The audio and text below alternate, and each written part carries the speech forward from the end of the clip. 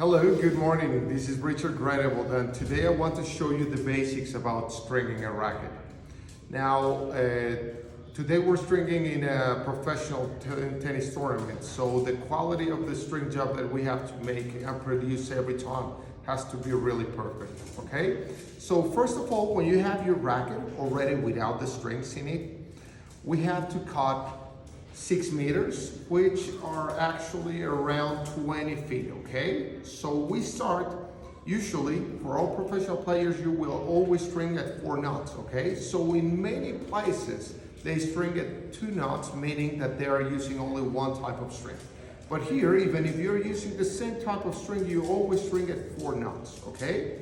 So the first thing that you have to do when you have your 6 meters or 20 feet is to start getting the string in, and we're going to be getting it in while I'm introducing you to the different materials that we're going to be using or needing for a string job. First of all, we have the starting clamps, okay? The starting clamps are really necessary if you want to have the best quality string job. They're not obligatory, like if you didn't have them, you can still make a really decent string job, but they're really important because they help you in many different things. Like the way to start my racket, I usually put my starting clamps and then I start pulling the string from the other side, okay? Now, there's something really important that you need to know. All the rackets from all the players usually are strung at different tensions. In this time, we're going to be stringing at 53 in the mains and 55 in the crosses, okay? So we have to set up this tension in our stringer so we will have the perfect tension that the player was looking for and needing for her racket. Okay, so let's start. Now, after pulling the first string, we have to use our clamps. Okay, the clamps that we use to make the string not to lose its tension after we already put the tension with the machine have to be calibrated exactly to the type of string that we're using. And usually they have a knob that you can move, and when you move it, you make it to be exactly the type of tension that they need for the string not to move afterwards, okay? So you should not put them too tight because you don't want to bite the string, or you don't want to have them too loose because then the string will move.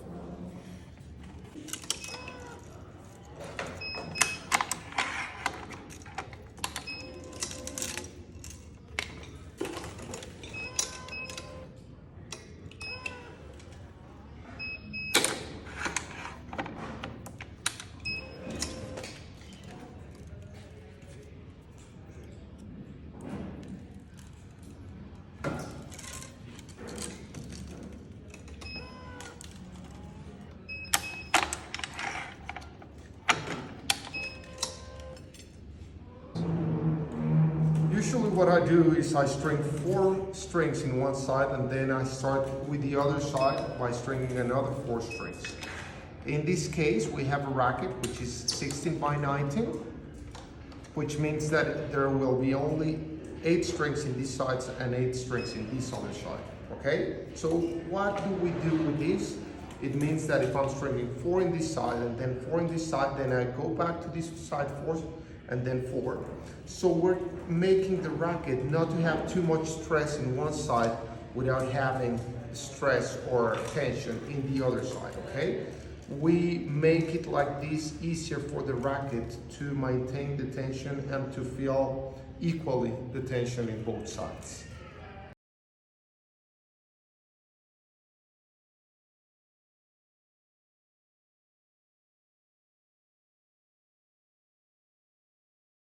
For the last string that we string before putting a knot in the racket, we're going to be using a special button that is called knot, okay? So what is this for? Because this means that it's going to pull the racket 10% above the regular tension. And this is because sometimes we lose a little bit of tension in the last string, okay? And we don't want any string to be with less tension than others, okay? Perfect. Now we're going to the knot, and I'm going to show you the basic knot. So the basic knot is really simple. You just have to get it in and do like this, okay? It's a simple loop, and then I use the pliers or the starting clamp just to pull a little bit of tension in it so it won't be loose, because we don't want the plier to be losing tension while he's in the court. And then we do the same thing twice, okay? After doing this, then we use this special wire cable cutters, okay? So we use them to cut the string, and then this string is perfectly strong in this side and it won't lose any tension. We can let the clamps loose after that. And then we do the same in the other side.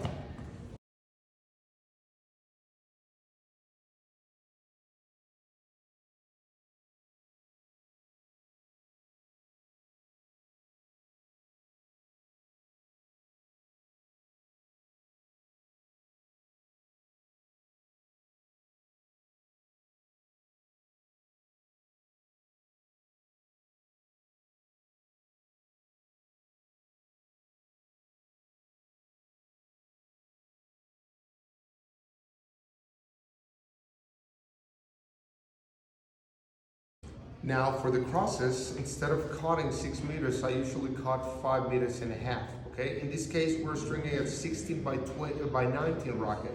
But if it would be an 18 by 20, I would prefer to cut 6 meters on a quarter, and then 5 meters and 3/4 for the crosses, okay? Now, the way I start is different than the way we start in the mains.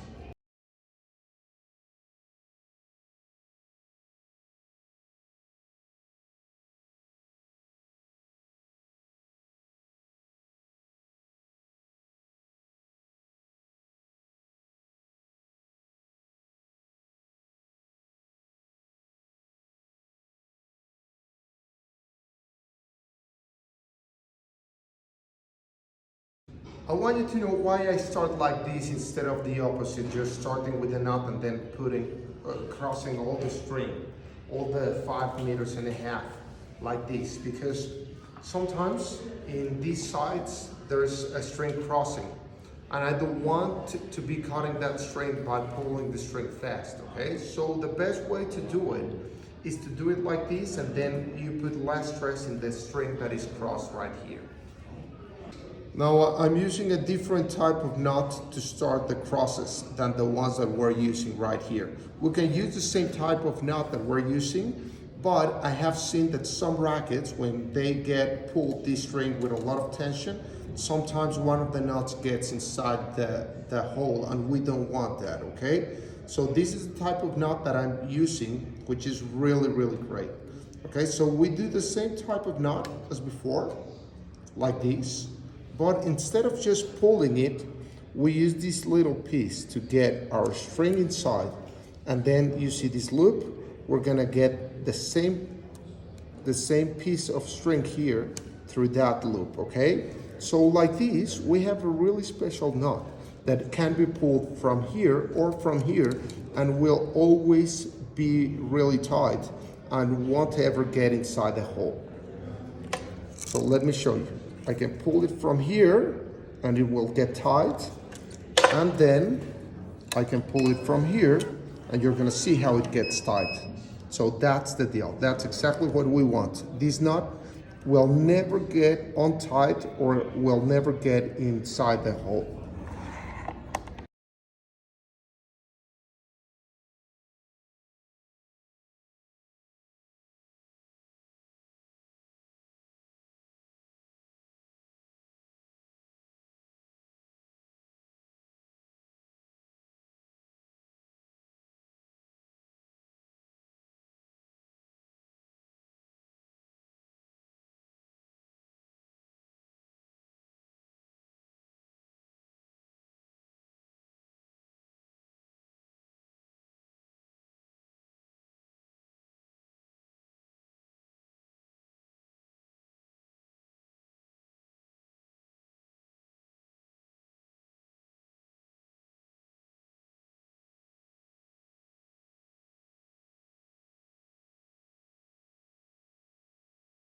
One thing that I find really important for you not to be losing too much time while stringing is to never let this end loose, okay? Because every time you leave it, it could get a knot inside here, you know? So the best way to do it is to always keep the corner, okay? The end, I'm sorry. So as long as you're keeping the end in one hand, then you will never have to be losing time looking for the end, trying to untie any knot that could get there.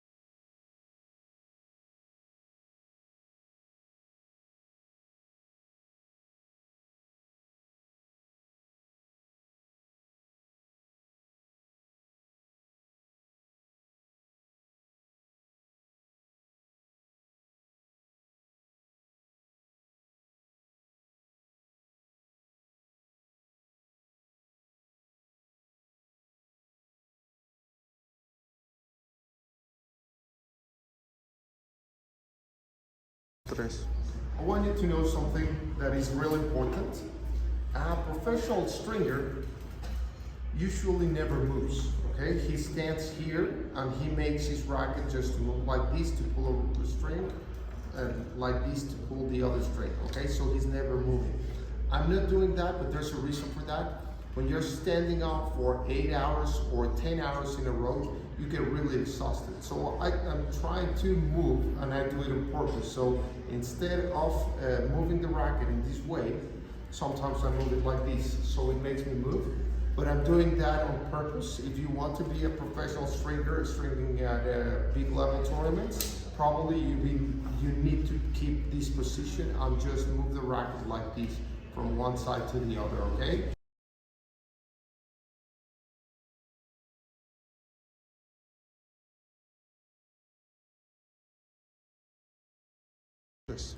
So finally, we're stringing the last string of the racket. We need to put the knot button again. And let's say in this case, I'm cutting more string, so I won't need to be having to use the starting clamps, but there's a way to use the starting clamps. So we get the string, a piece of string inside here, and this makes it an extension, okay? So let's say this string, instead of being this long, is only this long, okay? So it won't reach the machine. So what do?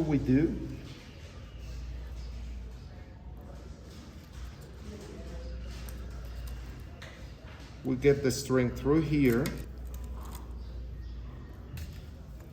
and then we use this other piece of string to string the last one, okay? So like this, we're getting the same type of tension that we're looking for through this starting clamp, okay? And then we put our clamps again there, and this string is ready.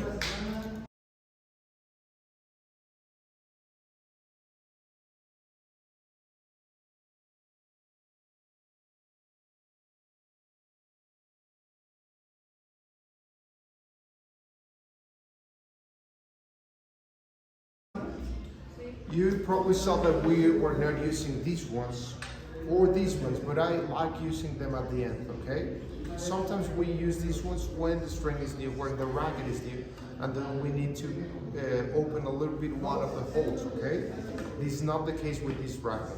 So we can use these ones just to correct the direction of the string. Sometimes the string is not completely straight in a line, so it has like a little curve. So I just like putting all the strings perfectly straight for the racket to look better and for the player to be happy.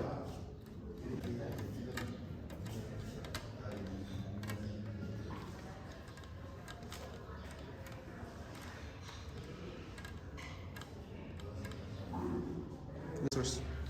Or we use this other one, which is really neat for this.